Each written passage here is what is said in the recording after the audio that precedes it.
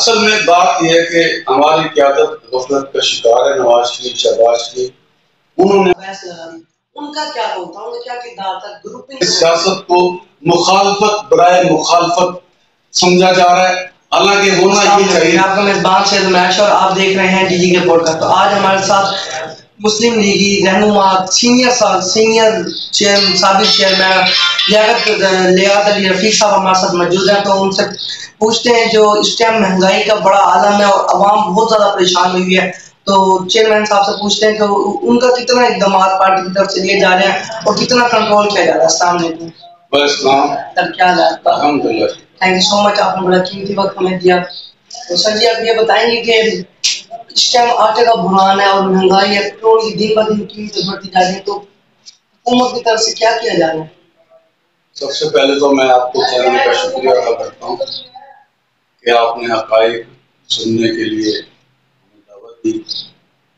میں یہ گزارش کروں گا کہ عمران خان کی جو حکومت تھی تو وہ اپنی شہرت کی بلندی میں تھا. مسلم لیگ اور اتحادیوں نے مہنگائی کا ایشو اٹھایا اور اس کی حکومت بھرپور حکومت اور شہرت ساری تہس نہس ہو گئی، اور اس سلسلے میں اس کی اپنی پارٹی بھی ٹوٹ گئی اور انہوں نے سب نے مسلم لیگ کا ساتھ دیا. اور ان دنوں میں یہ بات کی بڑی گہما گہمی تھی کہ مسلم لیگ کے ٹکٹ کی ضمانت کوئی دے تو ہم پی ٹی آئی چھوڑ دیں گے. لیکن مہنگائی کا ایک ایسا ایشو ہے جو سیاست دانوں کو ٹرک کی بتی کے پیچھے لگا دے، جس کی منزل کوئی نہیں. مسلم لیگ نے اور اتحادیوں نے بغیر مہنگائی کا ادراک کرنے کے اس مہنگائی سے کیسے نمٹا جائے گا اس کی تیاری نہیں کی، اور انہوں نے حکومت کے لالچ میں دھڑام حکومت کے اندر آئے اور مسلم لیگ کا اور اپنے اتحادیوں کا دھڑام تختہ کر لیا. اور عمران خان جو سیاست کی لہد میں اتر گیا تھا اس کو جان بخش دی، بلکہ شہرت کی بلندیاں بچا دیا.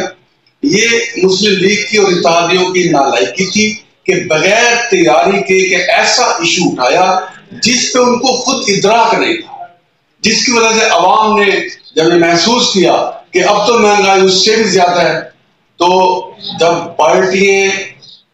پارٹیوں کے لیڈر اپنے ورکر سے رابطہ نہیں رکھیں گے، تنظیموں کو منظم نہیں کریں گے، آپس کے اختلافات کو ختم نہیں کریں گے، تو وہ اسی طرح عوام سے دور اور عوام کی نفرت کا نشان. اور مہنگائی کا ایک ایسا ایشو ہے کہ بڑا خوف ہے مجھے کہ الیکشن کے بعد جو بھی حکومت آئے گی چاہے جس کی بھی آئے، میں یہ سمجھتا ہوں کہ جیسے ہم آج عمران خان کے دور کو سستا ترین سمجھ رہے ہیں، اس دور کو آنے والے دور میں سستا سمجھا جائے گا، کیونکہ مہنگائی کا ایشو سیاست دانوں کے بس کی بات نہیں تھی. جو ان کے بس میں کام تھا وہ انہوں نے نہیں کیا. سب سے پہلے تو انہوں نے کسان کو پروٹیکٹ نہیں کیا. ہماری پیداوار ایسی نہیں رہی جس سے ایکسپورٹ کریں اور ہمارے پاس ڈالر آئے، وہ ہم نے تیاری نہیں کی، ہم اس پہ توجہ نہیں دی، جس کی وجہ سے سیاستدان ناکام اور نامراد ہیں اور گالی بن گئے. آنے والا دور بھی جس کا بھی ہوگا وہ بھی اسی طرح گالی. ویسے آپ کو کیا لگتا ہے اگر یہ مسلم لیگ اگر آپ حکومت میں نہ آتی تو دوبارہ جو الیکشن کے بعد آتی تو وہ جیت سکتی تھی؟ ایگزیکٹ. مسلم لیگ پہ جب دوبارہ آنا تھا الیکشن کے بعد، یعنی عمران خان اپنی ٹینیور پوری کرتے، یہ اپنے جال میں اور اپنی کیے پہ خود ڈیمیج ہو چکا ہوتا. نئے الیکشن میں یہ جان پڑتی، یہ ان سے عوام سے وعدے پریز کرتے اور نئے الیکشن میں ان کو تھوڑا سانس ملتا، پھر ان کے پاس بڑا جواز رہتا کہ عمران خان کا کیا کرا ہے جو آج ہم بھگتا رہے. لیکن انہوں نے درمیان میں اس کو آؤٹ کر دیا جس کا خود شکار ہو گئے. اگر یہ الیکشن کے ذریعے آتے تو انہیں عوام کچھ موقع دیتی، یعنی اب تو چند ماہ میں یہ گر گئے، اس وقت عوام 2-3 سال کا موقع دیتی اور اس وقت سنبھالا جا سکتا تھا.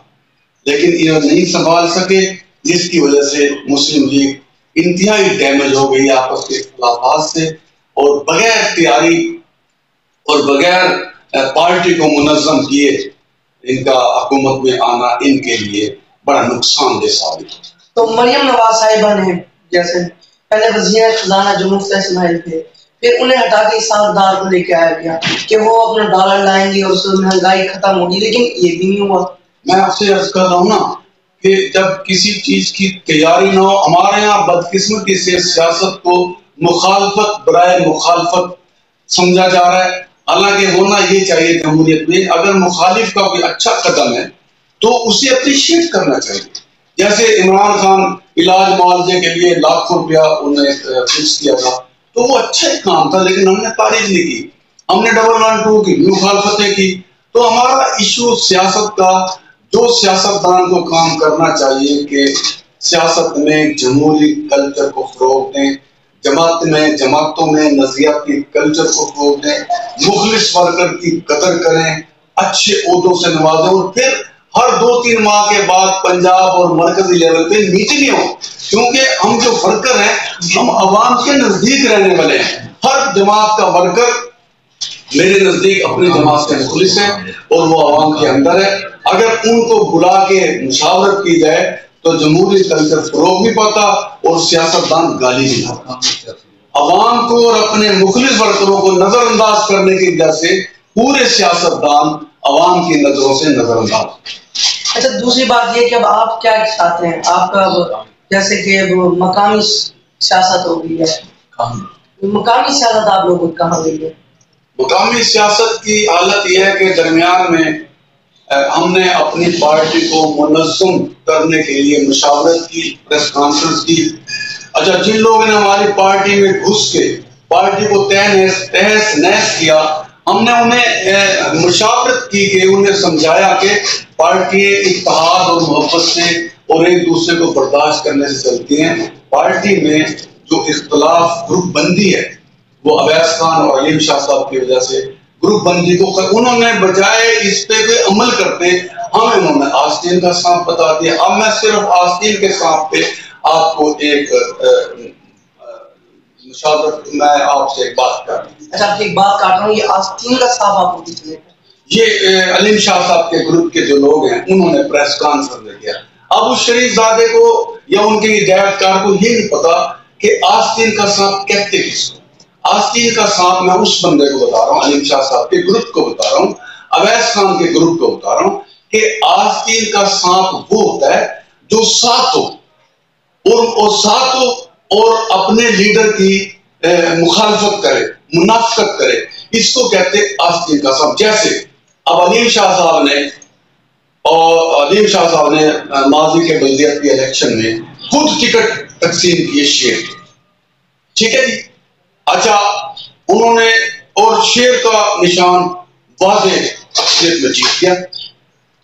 نتیجہ کیا نکلا کہ اپنے بہنوئی کو میئر بنانے کے لیے انہوں نے پارٹی میں گروپنگ کر، حافظ صاحب کا گروپ الگ ہو گیا، علیم شاہ صاحب کا الگ ہو گیا۔ علیم شاہ صاحب کے ساتھ جتنے لوگ جیتے ان سب پہ شیر کا نشان تھا، حافظ صاحب پہ جو ان پہ سب پہ شیر کا نشان تھا۔ اب علیم شاہ صاحب نے جب نیا نواز شریف نے ان کو میئر کا ٹکٹ نہیں دیا ان کے بہنوئی کو، انہوں نے مسلم لیگ میں گروپ بنایا، وہی شیر کے نشان کے جیتنے والوں کا گروپ بنایا اور گھڑے کے نشان پہ انہوں نے میئر کا الیکشن لڑا اور وہ شکست کھا گیا۔ اس کو کہتے ہیں آستین کا سانپ کے ٹکٹیں پھوٹی اور پھر پارٹی کے اندر ہی مخالفت کی، پارٹی کے اندر گروپنگ کی اور گروپنگ کی وجہ سے پارٹی کے اندر اتنا ڈینٹ پڑ گیا جو آج تک ان پہ نہیں تھا۔ اچھا چیئرمین صاحب، یہ بتائیں کہ جیسے اب پنجاب کی جو جنرل سیکرٹری ہیں اویس لغاری، ان کا کیا رول تھا، ان کا کیا کردار تھا گروپنگ کو روکنے کے لیے؟ اصل میں بات یہ ہے کہ ہماری قیادت غفلت کا شکار ہے، نواز شریف شہباز شریف، انہوں نے ان لوگوں کو شامل کیا یہاں کے ورکروں کے بغیر مشاورت کی۔ اویس لغاری اور ابھی علیم شاہ صاحب کا جو سیاسی رول ہے یہ گروپنگ والے، یہ پارٹیوں کے چلانے والے لوگ نہیں ہیں۔ آپ کے سامنے کے پورے ملک کی پارٹیوں کے یہ طواف کر کے مسلم لیگ میں آ کے گھس بیٹھے۔ اویس لغاری خان جو جنرل سیکرٹری ہیں پنجاب کے، بلدیاتی الیکشن ان کا رول یہ تھا کہ جن لوگوں کو علیم شاہ صاحب نے اور حافظ صاحب نے مسلم لیگ نون کا ٹکٹ دے رکھا تھا، ان کے ٹکٹ کینسل کروا کے انہوں نے 5 حلقے شہر کے آزاد کروا دیے اور اپنے فیورٹ لوگوں کو وہ الیکشن لڑوایا اور وہ سارے ناکام ہوئے۔ جب ہمارے عہدیدار ہی پارٹی میں گروپنگ کو فروغ دیں گے، پارٹی اللہ۔ جیسے اب صورتحال کو آپ دیکھ رہے ہیں، اب آپ کو کیا لگتا ہے مہنگائی کو کس طرح کم کیا جاتا ہے؟ اس کا حل الیکشن ہے یا کوئی اور وجہ ہے؟ کوئی کسی اور طریقے سے کام کر سکتا ہے؟ آپ کی کیا رائے ہے اس میں؟ مہنگائی کا ایشو میرے نزدیک پہلا اور آخری ہے کہ یہ سیاستدانوں کا ایشو نہیں تھا، ہم نے اس کی تیاری نہیں کی بلکہ بڑا وقت ضائع کیا۔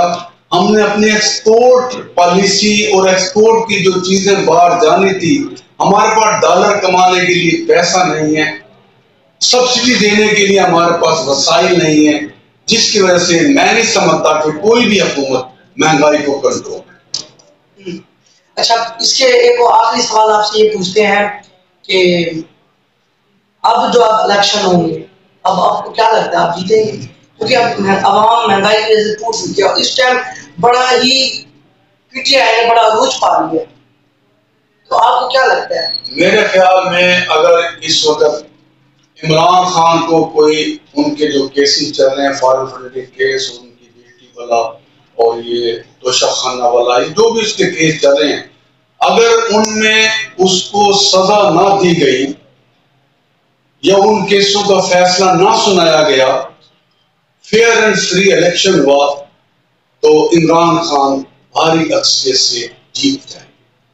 اور مسلم لیگ کو تو ڈی جی خان میں میرا خیال ہے کسی دشمن کی ضرورت ہی نہیں، ان کے تو اپنے اندر اتنے چھید پڑے ہوئے ہیں کہ اویس خان یا رحیم شاہ صاحب کس کو راضی کریں، انہوں نے چھید خود ڈالا ہوا ہے، وہ چھید اور وہ اختلاف ان کے بس کی بات ہے۔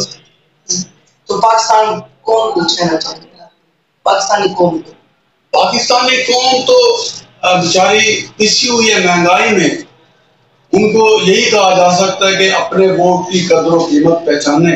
اس وقت ان کو مسیحا صرف عمران خان نظر آ رہا ہے، اور میں اگر ان کو میسج بھی دوں تو میرے میسج کی اتنی طاقت نہیں ہے کہ میں ان کو یہ کہہ دوں کہ عمران خان کو ووٹ نہ دیں، یہ بھی کنٹرول، کیونکہ عمران خان کو جو پچھاڑنے والے تھے وہ ناکام ہو گئے۔ اب تو واحد حل یہ ہے کہ عمران خان جو بھی حکومت آئے، عمران خان کیا جو بھی حکومت آئے، ہماری جو مقتدر طاقتیں ہیں، ہمارے ادارے مل بیٹھ کے سیاستدانوں کا اختلاف ختم کروائیں اور ایک قوم کا ایک ایسا فارمولہ بنائیں جس پہ ہماری ایکسپورٹ چیزیں جائیں، ایکسپورٹ پالیسی ہماری، جب تک ہم باہر اپنا مال نہیں بیچیں گے، ڈالر نہیں آئیں گے، پیسہ نہیں آئے گا، مہنگائی پہ کنٹرول نہیں، ماں سوائے اس کے کہ آپس کے اختلافات ختم کریں، ٹیکسز پورے لیے جائیں، ٹیکس کا نظام آسان کیا جائے، یہاں تو جو پورا ٹیکس دیتے ہیں وہ پھنس جاتا ہے۔ چلو تو جی، تو چیئرمین صاحب کا کہنا ہے کہ آپس میں اختلافات ختم کیے جائیں، مہنگائی کا توڑ یہی ہے کہ اختلافات ختم ہوں گے، سارے ادارے، اسٹیبلشمنٹ اور حکومت جتنے بھی ہماری گورنمنٹ ہو گئی یا اپوزیشن ہوگی، سب کو مل بیٹھ کر آپس میں فیصلہ کرنا ہوگا، آپس میں صلح ہوگی، اس کے بعد پاکستان اٹھ سکتا ہے۔ تو پاکستان زندہ باد۔